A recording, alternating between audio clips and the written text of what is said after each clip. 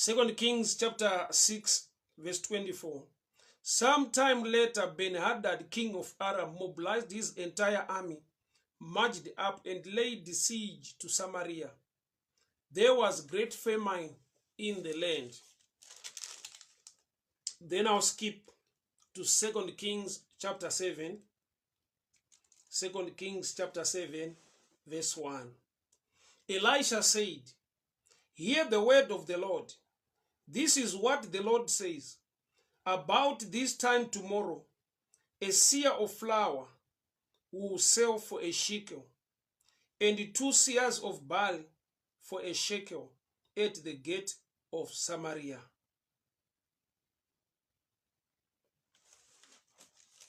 There was a siege. Samaria yanga yakomberedzwa nemauto eSyria or the Arameans. So the siege yakakonzera kuti hapana business raiitwa, hapana chaipinda muguta, hapana chaibuda muguta. It was more like a jurao rakakomberedza guta reSamaria. So that siege yakavapo ikakonzera kuti hapana chaipinda muguta, hapana chaibuda muguta. So ndokubva pava nenzara huru. But inside Samaria, mukati meguta reSamaria, there was a man, a prophet of God called Elijah. Munhu waMwari ari mukati meguta reSamaria mune famine. Mumwe musi ndokubva ataura mashoko ekuti mangwanani pachange paine zvekudya. A seah of flour will be sold for a shekel. Ndokubva ataura pamusoro peruoko rwaJehovha nekubata kwaMwari kuti pachava nebreakthrough. Asi zvinhu izvi kana zvauya zvine a price tag. So vhangeri randinaro manero anhasi nderekuti you must know the price to pay. Ziva kuti zvinobhadharwa sei. So I've titled this message, Price Tag.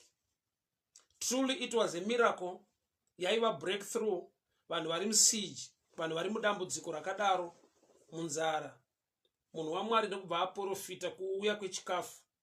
Asi haana kutaura kuti aiwa Mwari vachaitipa breakthrough chava nechikafu, munhu wese achadya nekudii. Pane class kana kuti pane mhando yevanhu vaviri vachada ndibate nezvavo vasina kukwanisa kudya. Number 1, there was a man who was close to the king. Akataura achiti nyangwe Mwari vakavhura mawindo ekudenga, zvauri kutaura iwewe Elijah hazvisi kuzoitika.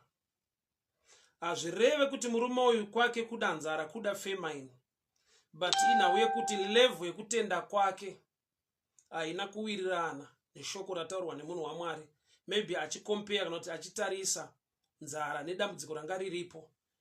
Uyu ndokubva aprofita kuti tomorrow morning. Saka uyu akaona kuti all systems in natural ways hadzigone kuti tive ne breakthrough mangwana. Saka wakaramba.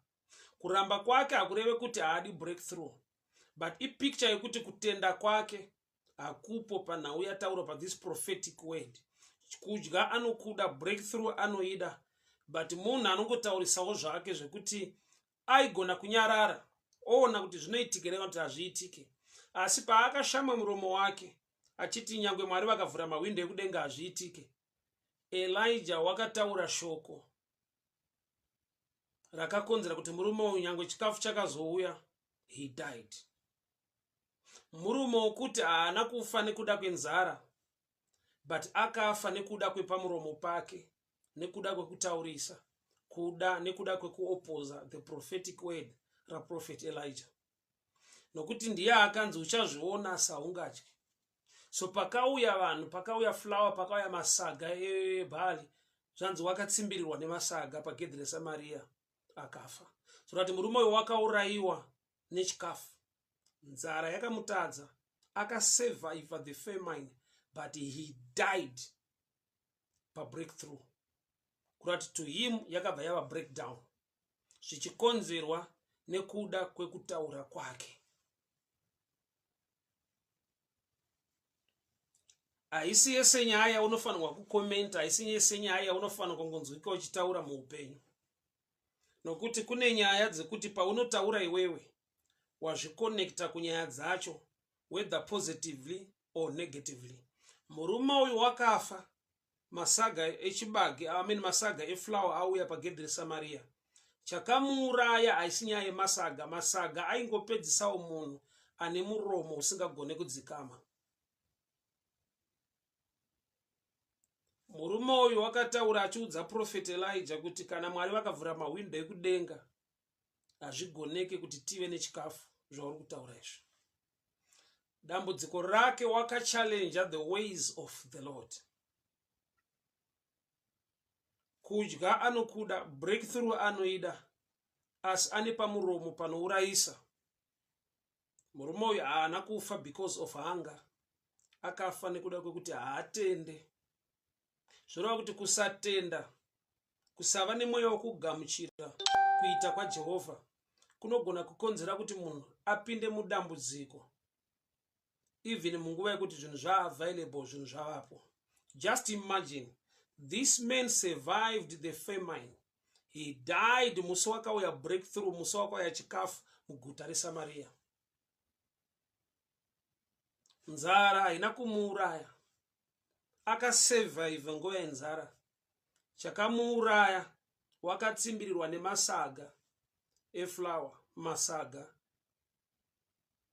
ewheat, masaga ebreakthrough yanga yauya, nekuda kwekuti une mashoko aakaramba. Ndiri kuti kudiko maneranhasi.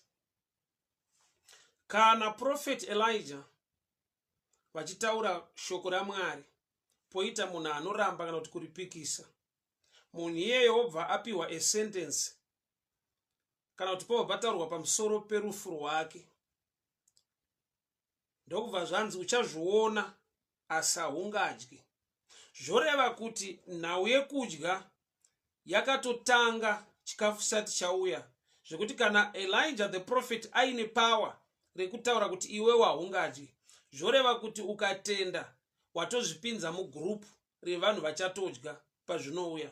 Nokuti uyu paakaramba akaenda kunegative side, akanzi uchafa hausi kuzozvidya, akatofa musi wakauya masaga ebreakthrough. Zvoreva kuti kutenda kunoita kuti upinde mulist yefavor neblessing spiritually. So kana wapinda mumweya, wazvigamuchira, watenda, waqualifya pavanhu vachawana breakthrough. So uyu paakaramba wakashedza downfall yake nekuda kwepamuromo. Kune zvinhu zvokuti zvikataurwa zviri beyond your level of understanding, kana kuti zviri beyond zvausingagone kutenda kana kugamuchira. Zvakangonaka kuti kana nhau dzacho dzakanaka uregere kupokana nadzo, nokuti pane paunozviburitsa mulist kana kuti paunozviburitsa wega mufavor nekuda kwepamuromo. Apa sipo pane nyaya stereke, rega ndidzoke kumashure mushana. Elijah wataura pamusoro pekuwanikwa, kana pamusoro pebreakthrough, pamusoro pekuwanikwa kwechikafu. Siege nyangwe iripo, there was a prophetic word rakariliswa nemunhu waMwari, kwete rekudhila nesiege, but rekutaura breakthrough although the siege was there. Undinzwe zvakanaka ipapa. Elijah haana kutaura mashoko ekuti aya ngatirongei hondo tondorwisa vaSiria tinobvuta chikafu chavainacho. Elijah wakataura shoko raMwari kuti mangwana nenguva ino flower ichange ichitengeswa, wheat ichange iripo pagedhi reSamaria. Iroro shoko iroro bedzi rakaita basa, breakthrough ikawanikwa. Havana kufighta against the Syrians, but wakareleasa a prophetic word rakava powerful, rikakonzera breakthrough. Ndiri kuti kudii manera nhasi? Hama dzangu, pane shoko raunofanirwa kutaura. Bible rinoti vakakunda neropa regwaina uye nekupupura kwemiromo yavo. Muromo wako unofanirwa kusvika paunopupura kuti nekuda kweropa rakadeuka paCalvary, victory is my portion, favor is my portion. Nekuda kwekuti mashoko iwayo ukaareleasa into the spirit, you put angels at work. Nokuti zvinhu zvausinganzwise kuti Mwari vachazviita sei, izvozvo ndo zviri mulist yezvinoda kuitwa naMwari. Zvinhu zvausingagone kunzwisa kuti but zvinozofamba sei, hongu ndinogona kunamata nezvazvo, ndinogona kudeclare, but nekuda kwesiege yanga iripo ndo yakaita kuti the man who was close to the king arambe. Why? Because akaona siege, kuoma kwayanga yakaita, damage yanga yakonzerwa, ndo zvakamupa kuramba. Zvoreva kuti vanhu zvichida madeclarations, zvichida kutaura shoko raMwari, zvichida kudeclare zvakanaka muupenyu, unozvida. But une situation yaunoona nemaonero ako, une information news dzawanzwa dziri musociety, dziri pasocial media, zvekuti dzinokuita hinda kuita mamwe madeclarations, nekuti unenge une pfungwa kuti but zvinogona kuzofamba sei, ndingataure here breakthrough muupenyu hwangu in this kind of economy iri affected neissue yeCovid, ndingataure here success in these days and times emamiriro akaoma kudai. Saka ukatarisa situation nemamiriro ezvinhu zvinokupa kuneta. But ndinofara kuti the prophet of God Elisha anoti, hear the word of the Lord. This is what the Lord says. About this time tomorrow, a seah of flour will sell for a shekel, and 2 seahs of barley for a shekel at the gate of Samaria. The officer on whose arm the king was leaning said to the man of God, look, even if the Lord opened the floodgates of heaven, this cannot happen. You will see it with your own eyes, answered Elisha, but you will not eat any of it. Prophetic declaration rakaitwa pano na Elisha rine a price tag. Ndopane nyangu manira nasi. I miracle, I nyasha dzaMwari, I favor, I breakthrough iri kuya musociety yanga ine famine.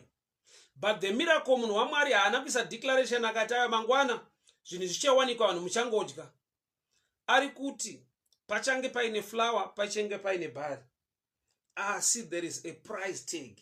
We will sell. A seah of flour we will sell for a shekel. Shekel imari. And 2 seahs of barley for a shekel. There is a price tag, although it is breakthrough. There is a price tag, although it is favor yaunzwa na Mwari. This prophetic declaration raitwa nemunhu waMwari, I favor, I breakthrough iri kuya kuSamaria, guta ranga rine siege rine famine. Munhu waMwari ataura pamusoro pechikafu, ari kutaura pfungwa yaMwari kuti thus says the Lord, tomorrow by this time a seah of flour will sell for a shekel. So that flour ichauya, barley ichauya, there is a price tag. Why tirikuwana a price tag pa breakthrough? Say tirikuwana paine mutengo.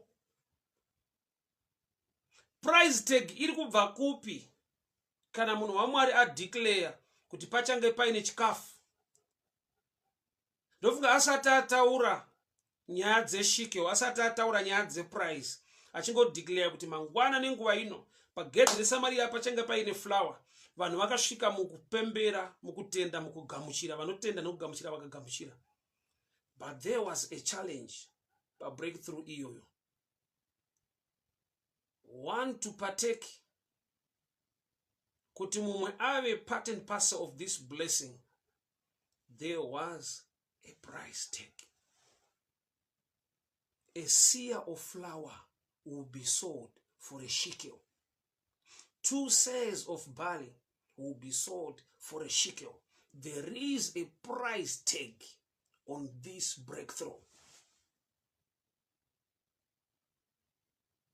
Munano, inyasha dziri kuitwa idzi. Ifavor yaMwari iri kudururwa. But munhu waMwari ari kuti pagedhi reSamaria hama dzangu chikafu chiri kuuya. Asi pachange paine kutengeswa kwazvo. Which means although uri mufamine, although wararama muhanga for a long time, make sure you have a shekel. To partake the blessing and the miracle pagedhi reSamaria, you must have what it takes. You must have a shekel. Because there is breakthrough pagedhi. See, a seer of flour will sell for a shekel, and 2 seers of barley for a shekel.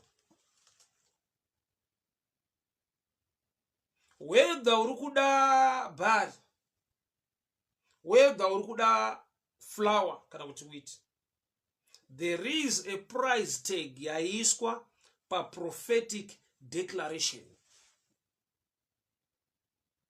Sei ndada kutaura pamusoro pe price tag. Sei ndada kutaura pamusoro pe mutengo yeti zvinhu zviri kuprovidwa naMwari. I breakthrough iri kunzwa muguta munzvimbo yevanhu vanga vane famine. Zvinorevei muupenyu hwedu nhasi kuti Mwari vane chavari kuunza muupenyu. Tine zvatakanamatira tikachema tikademba kuna Mwari. Zvinhu zvacho zviri kutounzwa muupenyu hwedu.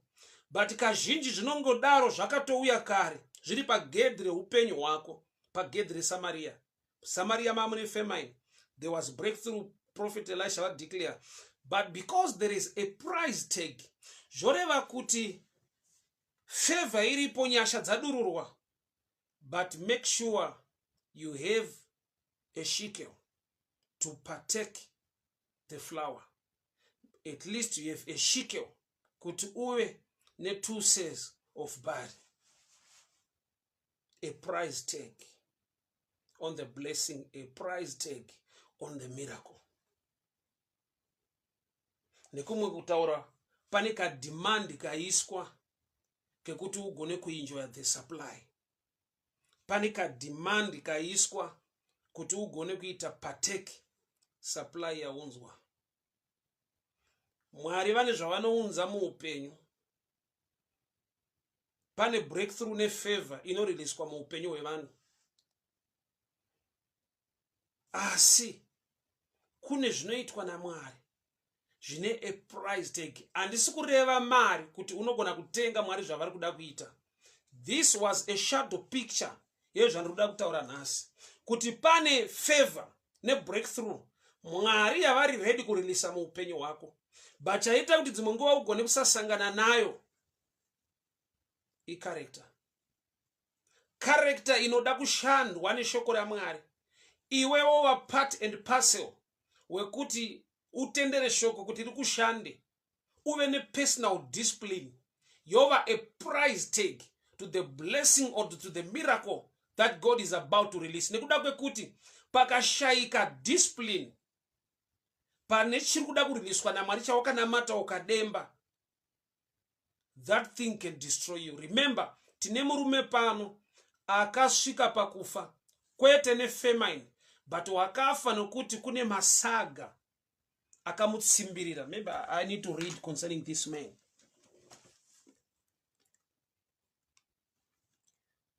Murume akaramba shokwe. Chikafu chauya pagedhi. I'll read 2 Kings chapter 7 from verse 18. 2 Kings chapter 7 verse 18, and I'll read. It happened as the man of God had said to the king, about this time tomorrow, a seah of flour will sell for a shekel, 2 seahs of barley, of seahs of barley for a shekel at the gate of Samaria. 19. The officer who had said to the man of God, look, even if the Lord should put windows in heaven, this could not happen. And the man of God replied, you will see it with your eyes, but you will not partake it. And that is exactly what happened to him. For the people trampled him in the gateway, and he died. Akatofira ipapo pagedhi. Vanhu vakutsimbirana vakuita mutsimba yekumhanya kubreakthrough nekuchikafu. Uyu murume uyu wakafa. Akafa padai reblessing. Akafa padai rebreakthrough. To him yakabva yava breakdown. Kureva kuti mashoko ake, muromo wake nekutaura kwake kwakakonzera kuti nyangwe zvakanaka zvauya aregere kubenefita, zviregere kumufambira zvakanaka. Pane nguva yekuti kune zvakanaka zvinogona kuriliswa naMwari muupenyu hwako, but nekuda kwemuromo, nekuda kwekushayiwa personal discipline, nekuda kwekusagamuchira shoko raMwari, nekuda kwenharo, breakthrough inova breakdown muupenyu hwako. There was a price tag, yet a miracle, a breakthrough, there was a price tag. Kune zvinhu Mwari zvavanoda kurilisa muupenyu mwemunhu nhasi, but there is a demand, maybe in character, in discipline, in prayer, in fasting. Pane a demand iripo spiritually yekuti when you meet that unoconnecta nesupply Mwari yavari kuda kurilisa muupenyu. Nechikonzero chekuti iyoyo ikashayikwa discipline, chiri kuuya ichi can be a trap to destroy you. Kare ndaifungidzira kuti the only way for the devil to attack people is through poverty. Ndikatozoona kuti poverty is one of the ways yekuti Satan atora advantage nekuabuse vanhu nekuita zvimwe zvinhu zvingaitwe. But even success can be a trap to a man who is not disciplined. Munhu asiri kufamba mukutya Mwari nekuda Mwari, breakthrough inogona kuvawo futi a way yedownfall yake. Nekuda kwekuti dzimwe nguva pride inoita creep in mulife yake when things are okay, kana zvinhu zvakufamba zvakanaka.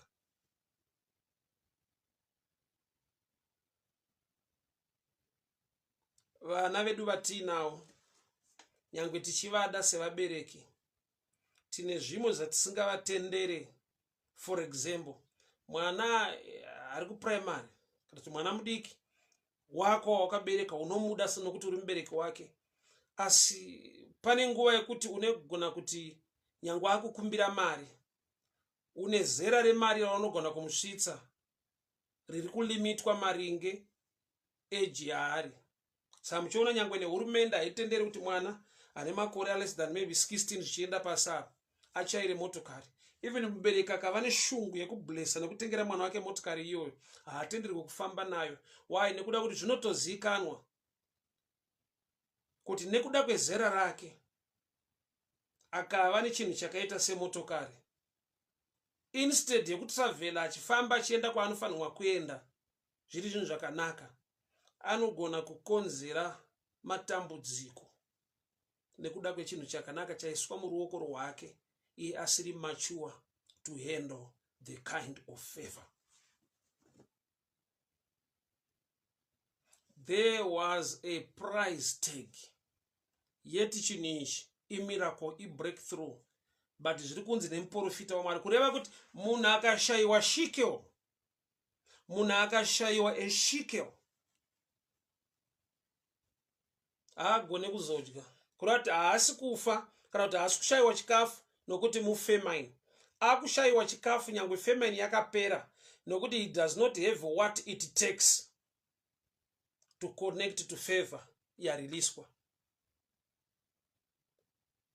So which means kune vanhu vanogona kupinda matambudziko, kwete nekuti Mwari havana kurilisa breakthrough or answer muupenyu hwavo, but iri nyaya yekuti personal discipline kana isipo, maturity kana isipo, inogona kumushayisa the grace or the favor to partake chinhu chiri already on the ground chariliswa naMwari muupenyu. People of God, hear me very well. Jacob paanoti kumutumwa, handikusiyei kusvika mandiropafadza, ropafadzo yake ine chekuita nekurohwa kwaakaitwa, nokuti wakabva paencounter iyoyo achikamina achitadza kufamba, yet request yake yange iri yekuti handikusiyei kusvika mandiropafadza, but blessing yake ine chekuita nekurohwa.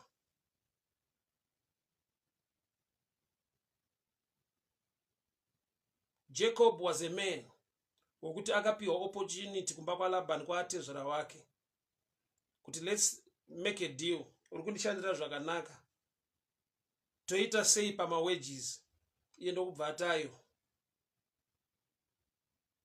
ndipe yangu mudzimai. Paakapiwa asiri yewaanoda ndokuzoshandira mumwe, ndokupiwa nevarandasikana vaisevha kuna Leah naRachel. So paanosangana nemutumwa achida ropafadzo, mutumwa unounderstanda kuti the man is blessed, but challenge iripo mufambiro wake, especially muarea ine chekuita nepersonal discipline nekudzikama. Saka mutumwa akariliswa kuti ape ropafadzo kuna Jacob, ane area yaakabata yaanoziva kuti this area iri too active muna Jacob, inoda kunyatsodislocatwa, so that when the blessing begin to flow, is just disciplined for his own family, for the benefit of his own family. There was a price tag pa breakthrough iri kutaurwa nemuprofita waMwari. Mangwana nenguva ino, flour ichatengeswa, a seah of flour will be sold for a shekel, and 2 seahs of barley will be sold for a shekel. Zvinotengeserwei vanhu vari mufemaini ava munhu waMwari? Mataura izwi rechiprofita pfungwa yaMwari, but Elijah anoti ei pfungwa yaMwari inyasha dzaMwari kuti breakthrough iuye, nzara ipere, but anotaura a price tag on the breakthrough, on the miracle. Ndati mumazuva edu munguva yatiri kurarama, nyaya iri kutaurwa yeprice tag is a shadow picture yezvinogona kudimandwa muupenyu kuti ugone kusangana nezvimwe zvinhu. Mwari vachikuda vaine nyasha neupenyu hwako, vane a demand, vane zvavanogona kuda kuona mauri. Kune zvaunofanirwa kushowa kutaridza kuti I'm disciplined enough, I'm mature enough to handle the blessing yandiri kuchema kwamuri Mwari. Mukatarisa nyaya yemukadzi unonzi Hagar nemwana wake Ishmael, Bhaibheri rinoti ngirozi yakataura naHagar kuti Hagar regera kuchema, nokuti Mwari vanzwa kuchema kwemwana. Mwari vakanzwa kuchema kwaIshmael, but munhu akanoadreswa haasi Ishmael.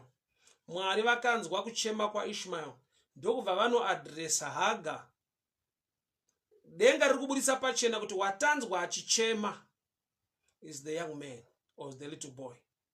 But sei denga rada kuadresa the mother, denga riri kuti there are issues in life, no matter wachema wanzwika, but zvinodemanda maturity to get the blessing more than tears. Why? Nokuti Mwari vari kuvhura meso aHagar kuti aone tsime. Zvinotozikanwa kuti dai ari Ishmael atenderwa kuti nyangwe anzwiwa achichema, apiwa blessing yetsime, tsime kumwana mudiki idambudziko. Tsime kumwana mudiki idambudziko. Mwana anototyirwa kuti aende pedyo netsime, yeti mutsime mune mvura, mvura upenyu, but mvura iyoyo inogona kutora upenyu pane kusustena upenyu hwake nekuda kwekuti achiri mwana mudiki. So answer iri kuriliswa nedenga, breakthrough iripo ndeyekuti Hagai wakavhurwa meso akaona tsime remvura, but Mwari vanzwa kuchema kwani, vanzwa kuchema kwa Ishmael. Asi aakudilwa naye kuti Ishmael azova a partaker of the blessing. Pari kudilwa na Hagai vanova amai. Why? Nekuda kwekuti amai munhu akura ari mature anogona kuhandla the kind of blessing yariliswa naMwari for Ishmael. So pane nguva yekuti ropafadzo ndeyako, but yakasvikira kune mumwe munhu anogona kuva nediscipline pamusoro pacho. Blessing neropafadzo ndezvako. Denga ranzwa iwo uchitochema, but hepano pane nyaya, you are still young to handle the blessing. You are not mature enough to handle the blessing. So there is a demand. No price tag yandikutaura nezvayo. Favor ndeyako. Mwari vakakudana. Nyasha dzekuparidza vanogona kudziisa pauri. But for you to grow and for God to trust you with people, pane a demand iripo, a price tag. Yekuti une rudo ere nevanhu. Why? Nokuti unogona kuto abuse vanhu. Nekuda kwekuti Mwari watendera vanhu kuva pasi pako, kufamba newe kukuteerera. But kana usina rudo, usina the fear of the Lord, you can also abuse people. Tine vanhu vanoabuse ma offices avanenge vaiswa. Politically we've seen that. When they are corrupt, my top officials are corrupt, they take advantage ye office, ye rank. So when it comes to the things of God now, vanhu ndeva Mwari. Mwari vanogona kudurura nyasha pauri for the sake of people who are surrounding you. But are you disciplined enough to respect people? Nekuda kwekuti kana uri in office of authority, ukaleka respect for people, you can abuse people. Singazoitira Mwari zvakanaka. So the price tag of discipline, the price tag of prayer, the price tag of worship, the price tag of fasting, the price tag of giving. Why? Nekuda kuti Mwari paanoda kukupa nekuda kureisa zvinhu muupenyu hwako. The only way to receive is to release.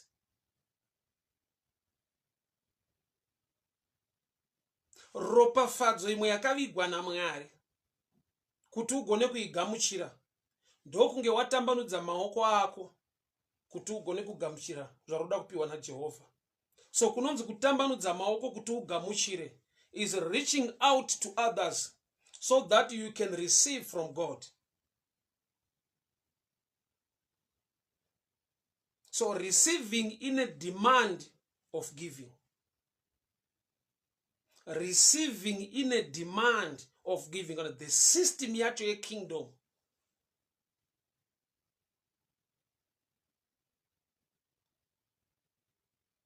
A price tag yakaiswa nemunhu waMwari kuti mangwana tine breakthrough panapa.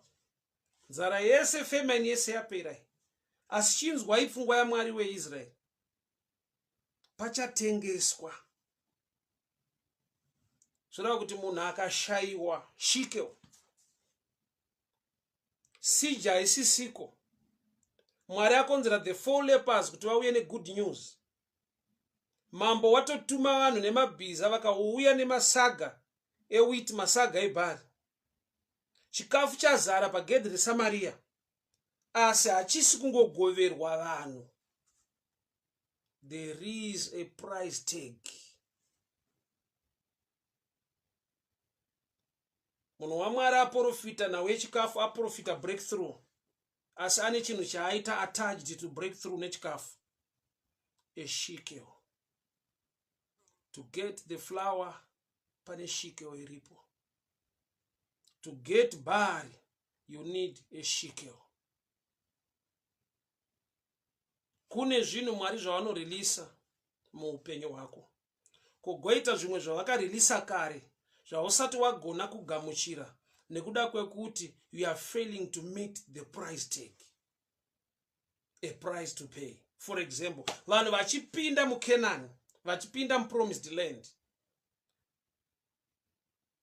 chakaropafadzwa munzvimbo yavapinda iland, but to benefit the blessing iri muland you need to till the ground, which means you need to work the ground, you need to plant a seed. Nokuti promised land haisi promised fruit. I always tell people this. Promised land ivhu ndo rine ropafadzo riri fertile. Fertile ground haubenefite nekuti you have prayed. Fertile ground haubenefite because you are fasting in Canaan. Fertile ground haubenefite because you are worshiping God in Canaan. The only way to benefit blessing iri mu ground, you need to till the land, plant the seed. Sakura mumunda, rima, jgara, sakura, kowa. Those are stages. Kuti uve munhu anogona kubenefita the promised land, you must know what to do. Kungosvika Kenani wopeta maoko woti tapinda Kenani ine huchi nemukaka. Iwo mazwi madimikira anoti huchi nemukaka anotaridza kuti you must make hives, mikoko yamunoturika mumito. Mombe dzinoda kufudzwa, mombe dzinodawo kuendeswa pamafuro akanaka. Mombe kana dzava nemukaka dziuye kumba dzichipawa nemukaka. Pane vanhu vanofanirwa kukama mukaka, so huchi nemukaka maprocess ari kutoiswa, mademands aripo. Hamugone kuwana mukaka nekuti munongodawo mukaka nokuti mune mombe, asi pane mombe dzinosungwa munhu okama mukaka. Huchi hune connection nenyuchi dzinoruma. Pari kutodiwa skill yekubura huchi. Pari kutodiwa skill ye-bee farming. It's part of agriculture kuchengeta nyuchi kuti muve nehuchi. You must make hives. Pova nevanhu vane skill yekubura huchi. Ndeo wenyu huchi nemukaka. But the two zvine ma-demands, a price tag. So that's our challenge, mainly or mostly in Africa. We believe and trust the word of God, which is good, but it's stage number one. We believe and trust even in the prophetic word. It's stage number one. A price tag, discipline, demand attached to the supply. Mary uchava nepamuviri paKristu Jesu. Number one, she was a virgin, personal discipline. Number two, wakawana instruction yekuti ndogara sei. Why? Because Mary are already engaged kuna Joseph. Asi shoko raakapiwa nderekuti usati waziva murume uchava nemwana. Zvoreva kuti ari kufanirwa kuva nediscipline yekurega kusangana naJoseph kusvika shoko rakataurwa nemutumwa razadzikiswa muupenyu hwake. Personal discipline, a demand iri paari. People of God, hear me very well. Tine zvizhinji zvatiri kuchema kuti Mwari tipei, zvakauya zvapo pane nyaya the price tag. Munhu vatai waka nenyasha zvinhu zvese takazvipiwa pachena. Chinhu even ukachipiwa, for example ukapiwa rice, augute nekuti wapiwa rice. What's the price tag to benefit rice rawapiwa? you need to cook rice roda kubikwa. Ukasava nediscipline pakubika ukarigadza pamoto ukaswera uchiita nyaya rinotsva, unoita loss wakapiwa nokuti hauna discipline. Hama dzangu muupenyu zvizhinji zvatakamirira dambudziko redu especially kuAfrica yakavigwa paprice tag.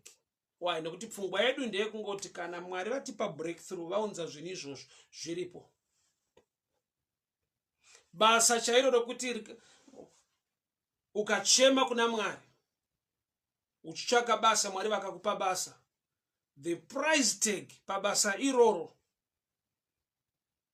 you need to be punctual panhau yenguva. You need to work, kushanda, to work hard, kushanda chaiko. Haungave simbe nokuti ibasa rawakawaniswa nenyasha through prayer. Haunonoke kubasa nokuti basa iri breakthrough wakanamata Mwari vakakupa. Pane mademands anoramba aripo, yeti basa iri wakawaniswa naMwari, inyasha dzaMwari kuti ushande basa iroro, breakthrough ndi Mwari vakakupa, but there is a demand pachinhu chiri God given. Personal discipline, kuziva nguva yekuenda kubasa, kuregera kuva simbe, kushanda nemazvo.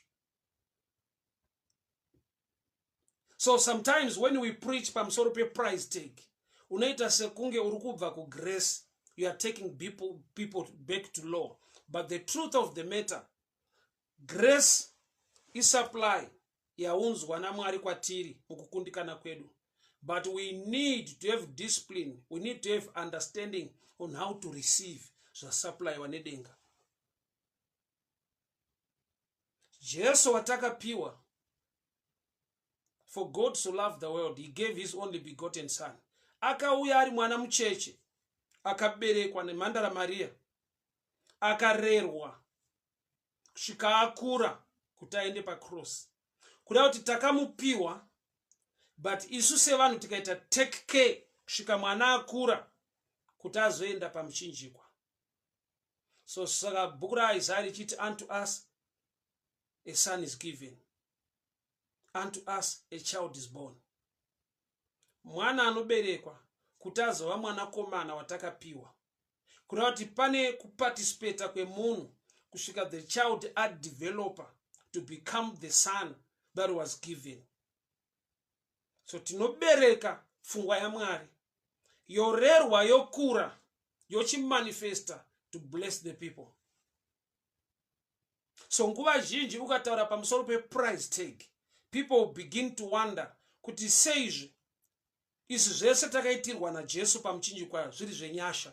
That's true. Jesu wakafira munhu wese pamuchinjikwa, asi shoko rinoramba richiti ani nani anotenda maari. There is a price tag of believing in him. Jesu wakafira munhu wese, but shoko chinoita kuti riparidzwe iye akafira munhu wese kuti munhu aplay a role. What's the price tag paishe salvation? To believe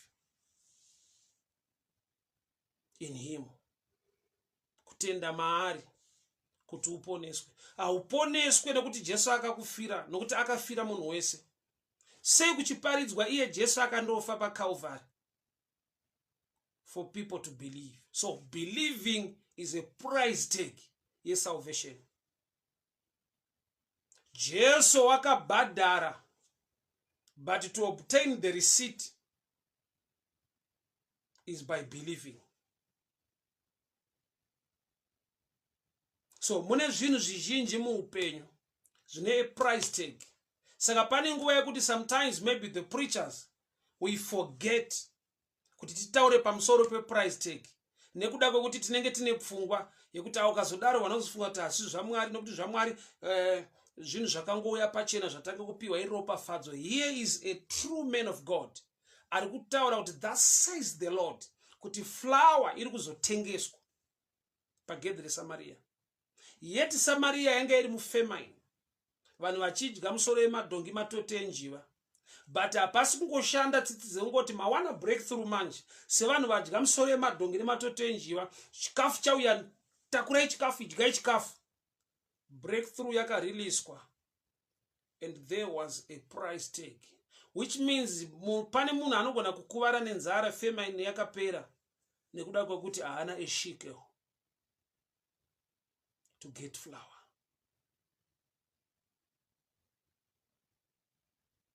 Hama dzangu, flour yotaurwa nezvayo panapa inobika chingwa.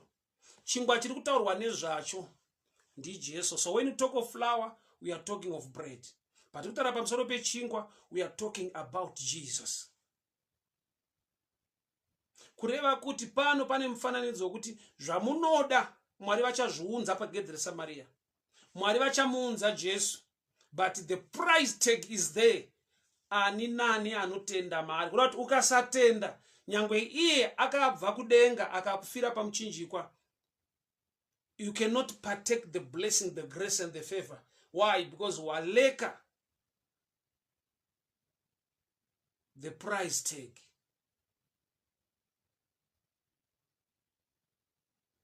So kune ma issues mu life ekuti vanhu vanongopinda muprayer vochema vodemba kuti God will provide, God will make way, things will work. Mwari ndimwari weminana, Mwari ndimwari vanogona. But look at Noah. He constructed an ark. Hazvina kuitwa nengirozi, hazvina kuitwa nevatumwa. He found favor before the eyes of the Lord.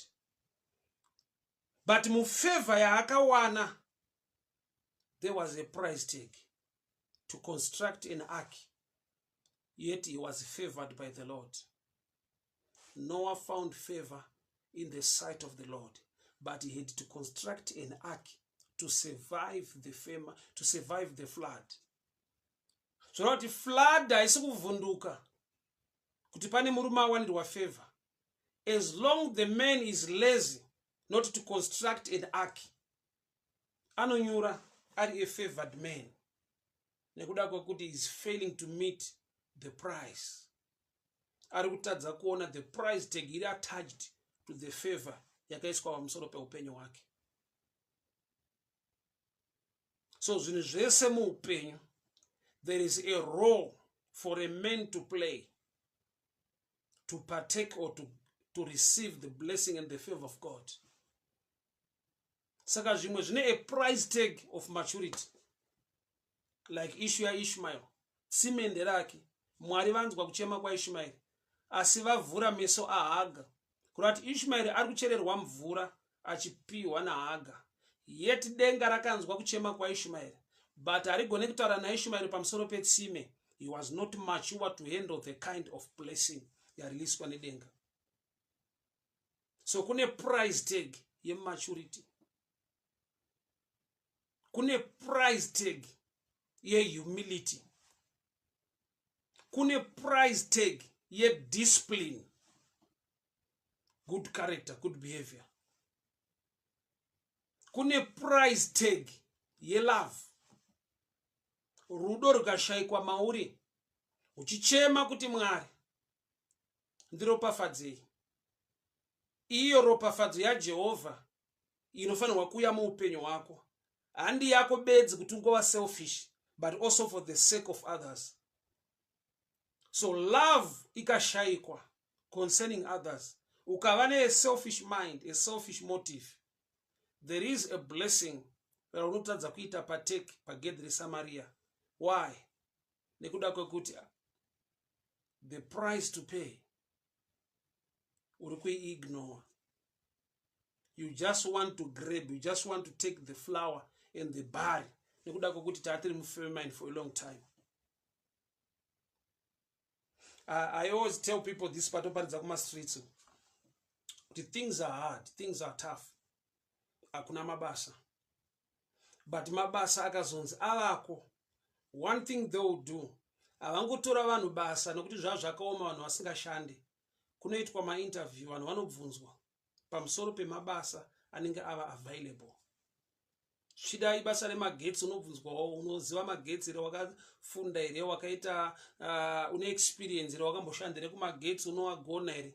Haugone kungopinda basa nokuti wanga uri rover for a long time. Tsitse hadzitendere kuti ungonzi waakushanda kuzesa, nekuti wanga uri rovha kwenguva yakareba ungonzi mabasa ako chipindai kuzesa, unourayiwa nebasa, unofira pabasa, unofira pabreakthrough. Sezvakaita murume wokutaurisa uyu akafa musi wakauya chikafu, nzara yakamutadza, but muromo wake wakamuurayisa, anga asina personal discipline.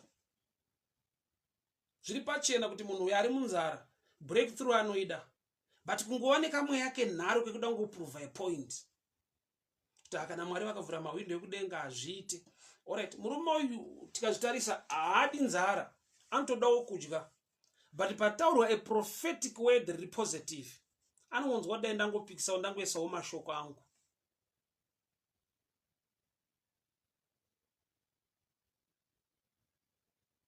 There are times ekuti even social media is so tempting.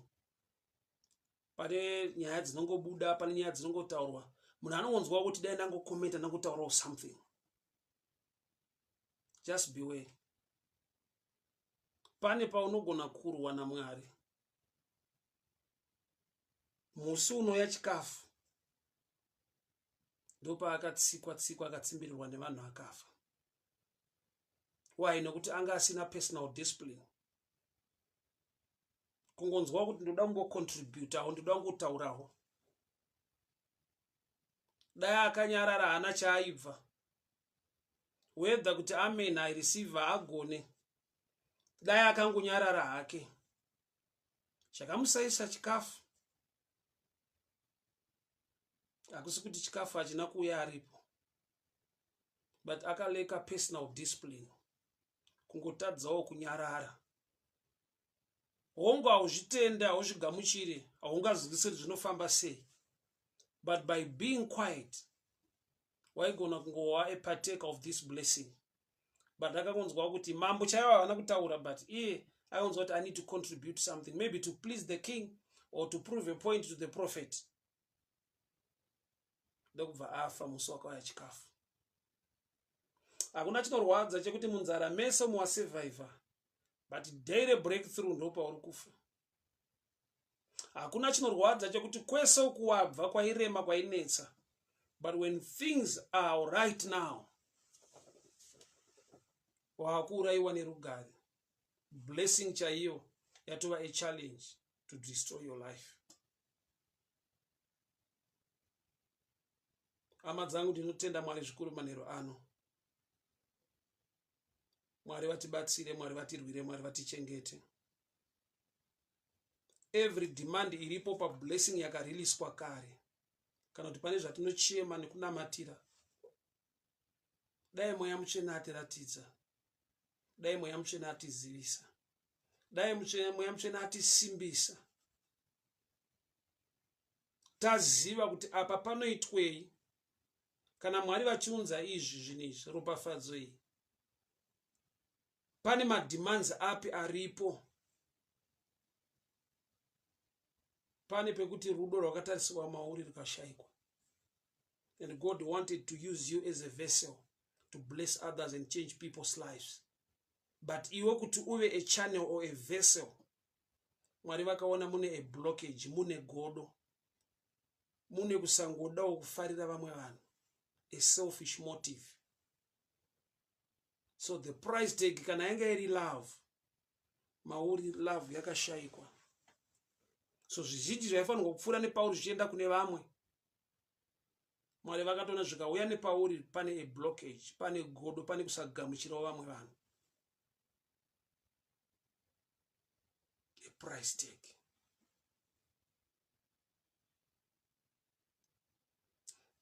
Ndine vanhu vandinoona muupenyu, ndine vanhu vandinoyemura, waunosvika pakutaura wega kuti asi Mwari makaita henyu mukaropafadza munhu.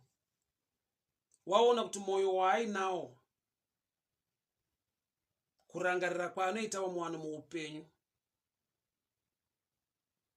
unoona kuti asi Mwari zvichokwadi, this man, mai ava, murume uyu, Mwari vakatoona zvakafanira kuti ave muposition iyi, nekuda kwekuti paari haasi self-centered.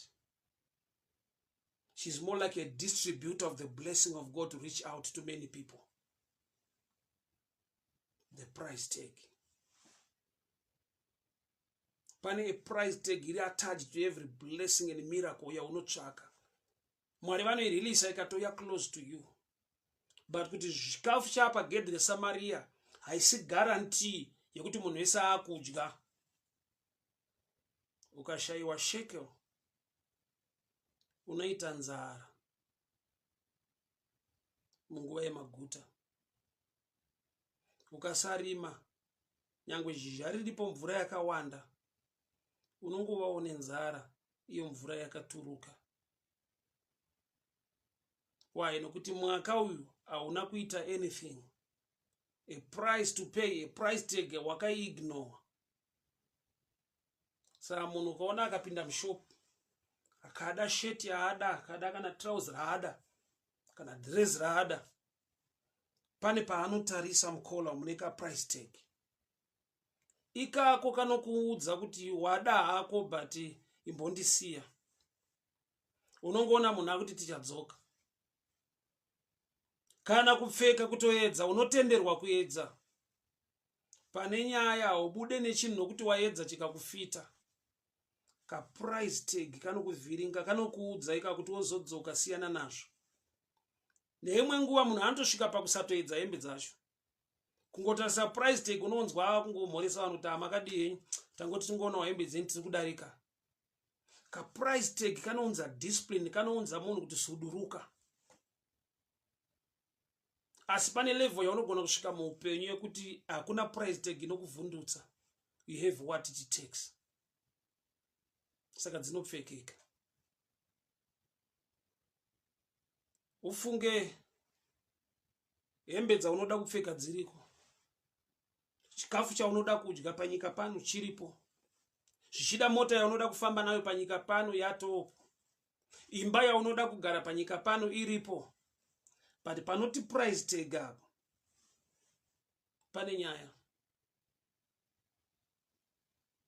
I was joking one day nditaura navamwe vanhu kuti even ukanzwa nzara ukati ndiri kuda pizza une 50 cents muhomwe, haudye pizza yawada, unodya mabhanzi awakamaka. Kwafoirira nyaya hakusi kunzara, hakusi kutaipi yechikafu. Price tag up. So haubude nechinhu kana usingagone kuita meet the price on the tag. So the same with other things in the spiritual dimension. Samjona patinoshumira tinoda kuti shoko raMwari ritishande. Shoko raMwari ritivandudze. Shoko raMwari ritichinje. Ritidzikamise, ritipe kukura zvichida mupfungwa, ritipe rudo. Why? Nokuti nyasha dzaMwari nefavor yaMwari pagedhi reSamaria zvapo. The famine haisisiko. Favor yapo, nyasha dzakauya chingwa, bari yapo, wheat iripo. But panoti shikiri apo. Panongona kuti tadzisa kudya. Kwa dambudziko reda